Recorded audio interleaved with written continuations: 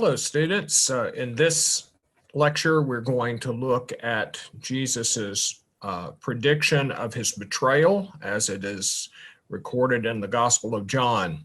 This is chapter 13, verses 21 through 30. Let's begin by looking at the predictions of Jesus's betrayal. First of all, the betrayal itself is announced in the first two verses. Then this raises the question, of course, of who is the person who is going to betray Jesus. And Jesus identifies the betrayer to the beloved disciple. Then Jesus issues a command to Judas to go and do quickly what he plans to do. This leads, of course, to a misunderstanding of the disciples. This is common in the Gospel of John. And then finally, Judas's departure from the meal that they are eating. Of course, this incident takes place within John's rendition of the Last Supper. And so now let's go on to make some observations about this section of Scripture. It begins with a statement of Jesus's emotional turmoil. Jesus was troubled in spirit. A very similar statement was made earlier in chapter 12, verse 27, when Jesus thinks about his hour, and he announces to his disciples that his soul is troubled. And what should I say? Father, save me from this hour? No, it is for this reason that I have come to this hour. Father, glorify your name. So Jesus is troubled as he thinks of the coming of his hour and what that's going to involve. And then in our section of Scripture, he is troubled as he announces to his disciples that one of his chosen inner circle of disciples will betray him. The evangelist does not shrink back from depicting Jesus's emotions. And very strong emotion is communicated by this statement. Then we have, after Jesus makes the announcement that one of his disciples will betray him, one of the disciples present at that meal, then of course this causes consternation, and one of the disciples, the one whom Jesus loved, was reclining next to Jesus. And then we're told that Simon Peter, who is sitting further away, signals to him somehow to ask Jesus who the betrayer is. Now, this is a scene that is not in the Synoptic Gospels at all. In fact, this is the very first time that the beloved disciple is mentioned in the Gospel of John, at least mentioned as the beloved disciple. And it's interesting that he is reclining against the chest of Jesus as they are eating the Passover meal. In John's Gospel, it's not stated to be the Passover meal. I should have said the Last Supper. But it was common to recline at meals, and the beloved disciple is reclined against Jesus's chest. And this is very interesting because it is this same metaphor that is used in the prologue to describe the intimacy that exists between the incarnate Logos, who is, of course, Jesus, and the Father. If you remember what is stated in the last verse of the prologue, stated that no person has ever seen God, but the only Son, who is God, um, uh, who reclines against the chest of the Father, has made the Father known. And so in chapter 1, verse 18, of course, we have a metaphor. In this passage, we have the beloved disciple literally reclined against the chest of Jesus, which of course shows the intimacy that he shares with Jesus. Now, in this particular telling of the story, Jesus does reveal to the beloved disciple which one will betray him. Jesus says, "It's the one to whom I give this morsel when I have dipped it in the dish." And when he dipped it in the dish, he gave it to Judas, the son of Simon Iscariot. So apparently, the beloved disciple now knows who the betrayer is. But apparently none of the other disciples understand this or realize this, because a verse or two down from this, when we're told that Jesus told Judas to do quickly what he was planning on doing, and Judas got up quickly from the table and left, that none of the disciples knew why Jesus said this to him. And they thought that Jesus was telling Judas to go out and buy something for the feast or to give some money to the poor. So apparently the beloved disciple then is the only one who in this scene really understands that the betrayer is Judas Iscariot.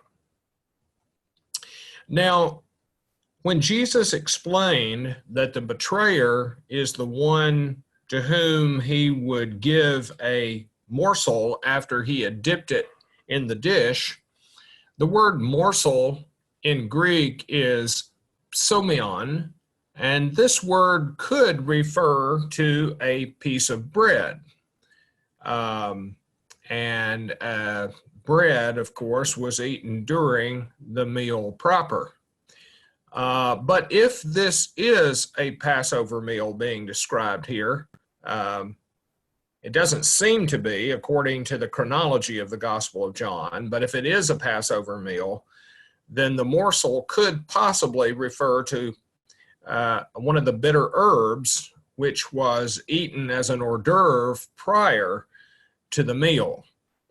So even if this is the same meal that is described as a Passover meal in the Synoptic Gospels, we're not sure at what point during the evening this action took place. It could have taken place while they were eating the hors d'oeuvres before the meal proper started, or it could have been after the meal began, at which time, of course, there would be bread. Now, as I said before, even though Jesus reveals the betrayer's identity to the beloved disciple, the other disciples learn nothing from it. And they seem to be totally ignorant of the identity of the betrayer, except that it's one of the disciples. Now, we're told that after Judas received the morsel, that Satan entered into him. This is a way in which the evangelist makes it clear that that Judas is not acting simply on his own as a human being, but that he is part of a larger cosmic struggle between Satan and God, and that Satan is being used as a tool. Judas is being used as a tool of Satan in this struggle, which is not just between Judas and Jesus, but is between Satan and God. Earlier, if you look at chapter 13, verse 2, the evangelist has already associated the devil with Judas. In verse 2, we're told that even before the meal began, that the devil had already put it into the heart of Judas, son of Simon Iscariot, to betray him. So that notion had already been entertained by Judas. And now at the meal, when Jesus gives Judas the morsel of bread, he puts his plan into action. And he does so as a result of a command of Jesus. Jesus commands Judas to act. Jesus says, "Do quickly what you are going to do." Now, in having Jesus issue this command to Judas, it certainly depicts Jesus as being in full control of this process. The death of Jesus is not a fate that just comes upon Jesus, but rather it is chosen by Jesus himself. Remember what Jesus said earlier in this gospel: "No one can take my life from me. I lay it down of my own accord." And so by Jesus giving the command to Judas, Jesus is shown to be in full control of this process, the process that's going to eventually lead to his death. Now, Judas is said in verse 29 to be the treasurer for the disciples of Jesus. Some disciples thought that because Judas had the common purse, that Jesus was telling him to go out and buy something for the feast or to give something to the poor. Now, earlier, back in chapter 12, verse 6, we learned this fact already, that he was the treasurer for the disciples. We also learned there that he used to steal from what was put into it. And so we already know that he's not only the treasurer, but that he is a corrupt treasurer. He is the embezzling treasurer for the disciples. And Jesus, of course, in the Gospel of John knows this. This is not a surprise to Jesus. Now, the disciples think that maybe what Jesus wants Judas to do is to go out and buy something that is needed for the feast. That statement suggests that Passover has not yet arrived. And this brings us to one of the difficult questions with trying to square the Synoptic Gospels with the Gospel of John, because in the Synoptic Gospels, the Last Supper is clearly, explicitly portrayed as a Passover meal. However, in the Gospel of John, there's nothing said about this meal being a Passover meal. In fact, chapter 13, verse 1 says that the final meal that Jesus had with the disciples happened before the feast of the Passover. And furthermore, in addition to this statement that some of the disciples thought that maybe Jesus was telling Judas to go out and buy something that they needed for the feast, also we have a statement made in John chapter 18, verse 28, where the Jewish soldiers bring Jesus to the Roman governor, Pilate, on Friday morning, the next day after the meal. And they don't want to enter into the praetorium. And the evangelist says the reason why they didn't was they were afraid they might defile themselves, become ritually unclean, and therefore not be able to eat the feast. So it certainly sounds like in the Gospel of John that Passover did not fall on Thursday, as it seems in the Synoptic Gospels, but rather it sounds like in the Gospel of John that Passover fell on Friday. And if that is true, then the meal that Jesus had with his disciples that is described in John chapter 13 then would not technically be a Passover meal. This is a really difficult issue to resolve. Now, all four Gospels are in agreement that Jesus and his disciples had a meal together on Thursday night, and that Jesus was killed the next day on Friday. All four Gospels agree on that. Where they seem to disagree is that, according to the Synoptic Gospels, Passover fell on Thursday that year, and so Jesus and his disciples had the Passover meal on Thursday night. That was the Last Supper. In the Gospel of John, however, even though the disciples and Jesus have a meal on Thursday night, it doesn't seem to be the Passover meal, because in the Gospel of John, it seems as if Passover does not fall until Friday. So we're not going to pursue this further here because our primary task is to study the Gospel of John and not so much to compare it to the Synoptic Gospels. But you can look in various commentaries and you can see the different attempts that have been made to try to explain what seems to be a difference between the chronology in the Gospel of John and that in the Synoptic Gospels. In verse 29 of chapter 13, we have another example of people misunderstanding Jesus. This has happened a lot in the Gospel of John. So when Jesus tells Judas to go and quickly do what he's supposed to do, the other disciples, besides the beloved disciple, don't understand this, and they think that Jesus is either telling Judas to go out and buy some supplies for the feast or to give some money to the poor.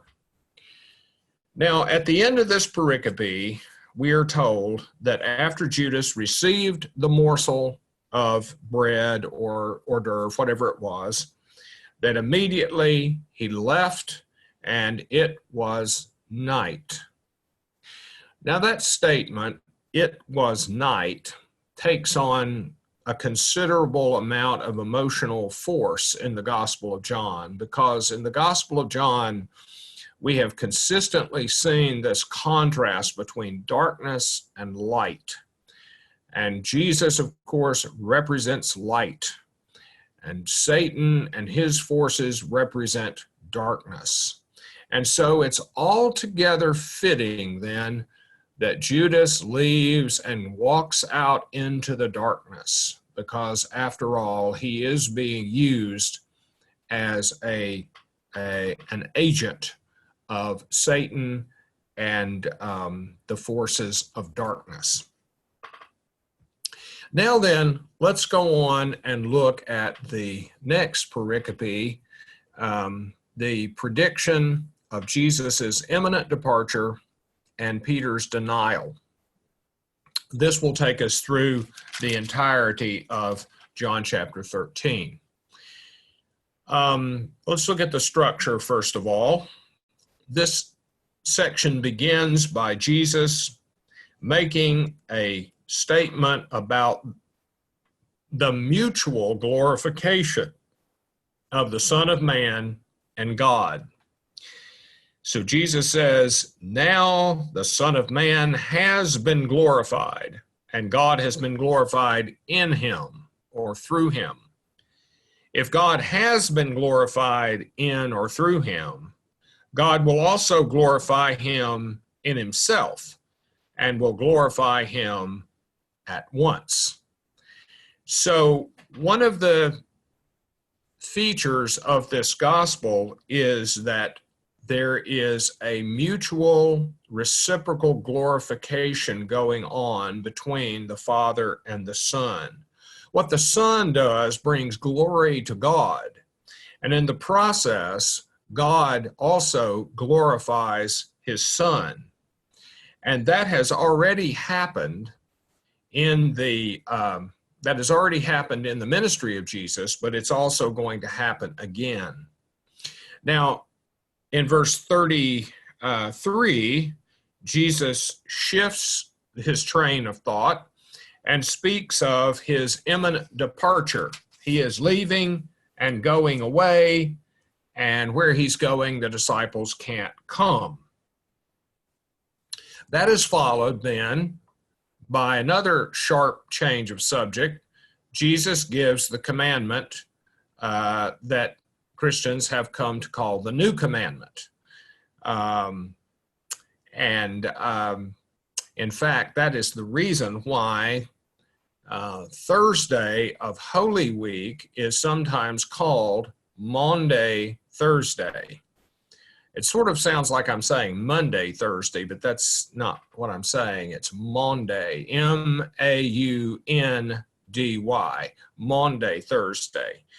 And the common view is that Thursday came to be called that because the Latin translation of the Bible, which most Christians in Europe read throughout most of church history, they had the Latin word for commandment here when Jesus talks about giving a new commandment, and the word for commandment in Latin is mandatum. And so probably Maundy is a kind of corruption of the word mandatum. So if that's the case, then when we say Maundy Thursday, we're really saying commandment Thursday, the Thursday on which Jesus gave the new commandment. And then finally, there is a prediction. Jesus ends this section by predicting the denial of Peter himself. Now, let's make some observations here about this text. The mutual glorification of the Father and the Son,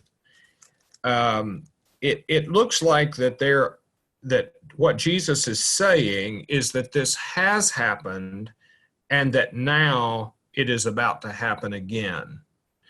And most people, most interpreters think that the glorification of the Father and the Son in the past refers to the earlier ministry of Jesus, and then the future glorification has to do with the glorification which will occur in the cross and the resurrection. There was a similar statement to this back in chapter 12, verse 28, where Jesus prays to God and says, "Father, glorify your name." And then a voice came from heaven, and God said, "I have glorified it, and I will glorify it again." So that seems to be what is being said here in verses 31 through 32. There has already been a glorification of the Father in the Son, and the Son in the Father during the ministry of Jesus, especially in his signs. But now there is about to be a new act of glorification, which will begin on the cross and will extend through the resurrection and perhaps the ascension. Now, Jesus announces that he is going away. He doesn't say exactly where he's going. He does say where he's going, the disciples will not be able to come, at least not right then. Now, when you begin to read into the next chapter, which is also the next section of John, you can tell quite clearly that what Jesus means is that he is returning to the Father. He is going back to the Father who sent him. And this going away will happen by means of his death, his resurrection, and his ascension. And by those means, he will return to the Father. Then he gives the new commandment.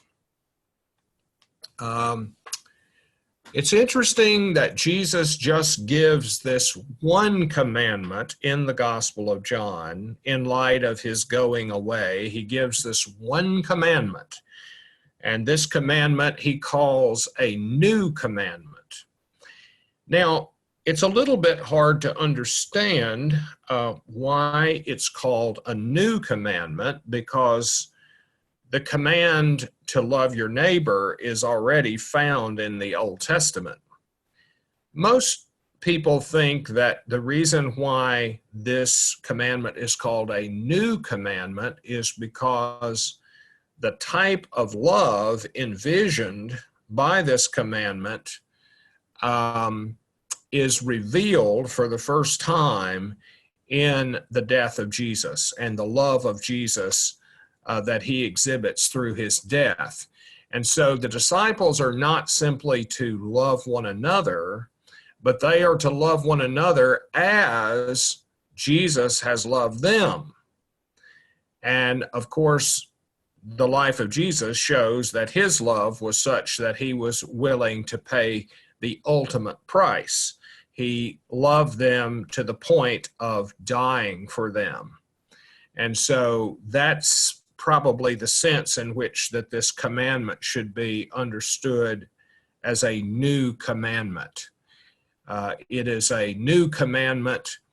The newness of it is revealed in the type of love that Jesus showed by dying for his disciples.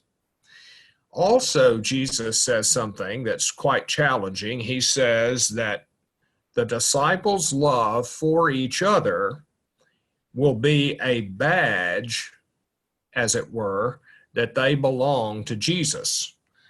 People will know that you are my disciples, Jesus says, if you have love one for another. And obviously, if that kind of love is not present, then it calls into question whether people really are disciples of Jesus. There's a couple of things I want to say here about this commandment. In the Synoptic Gospels, Jesus gives a lot of ethical commandments to his disciples. Most of them, of course, are concentrated in the Sermon on the Mount and the Sermon on the Plain, which is found in Luke's Gospel. However, if you read through the Gospel of John, you'll notice that there are not really any ethical commandments given by Jesus except for this one. The ethics of Jesus in the Gospel of John focus like a laser beam on this one command, that the disciples of Jesus love one another. And it is a love for other disciples. In the Gospel of John, there is not an emphasis on loving outsiders. The love that Jesus speaks of here is the disciples' love for one another.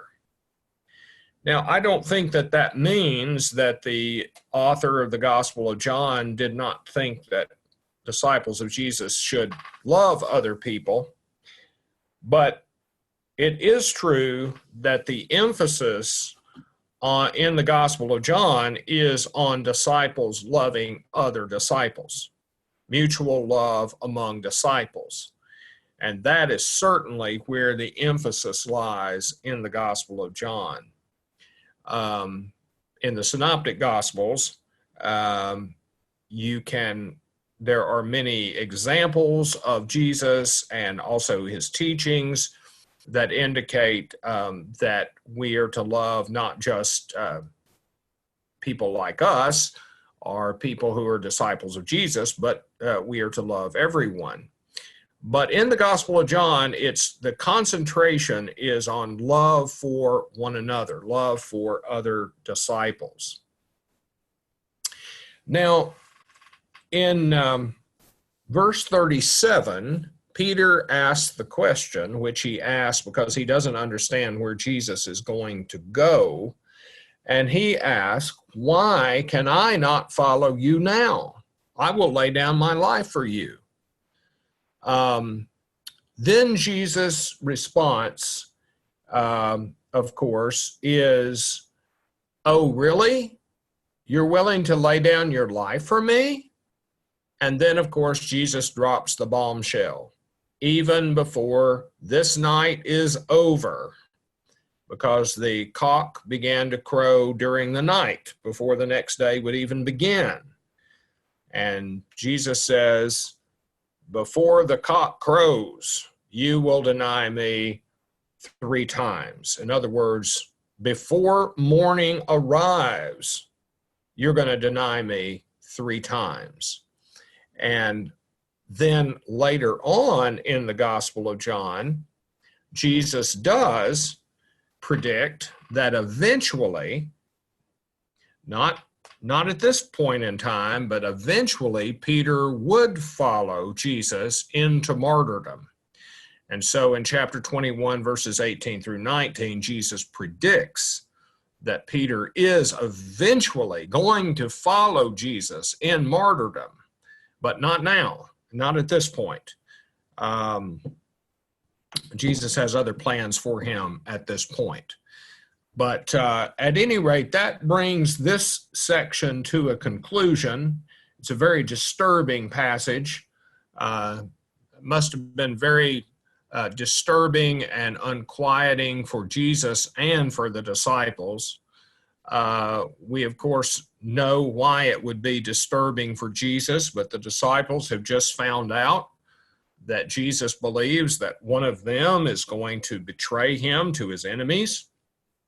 They find out also that Jesus is about to leave, and they're not going to be able to follow him to wherever he's going. And then of course, Peter finds out, or at least has to hear Jesus's prediction that even before the night is over, he's going to deny Jesus 3 times. So a very tense scene, and one that contains a lot of emotional stress. All right, that's where we will end this lecture, and I will see you for the next one. Bye-bye.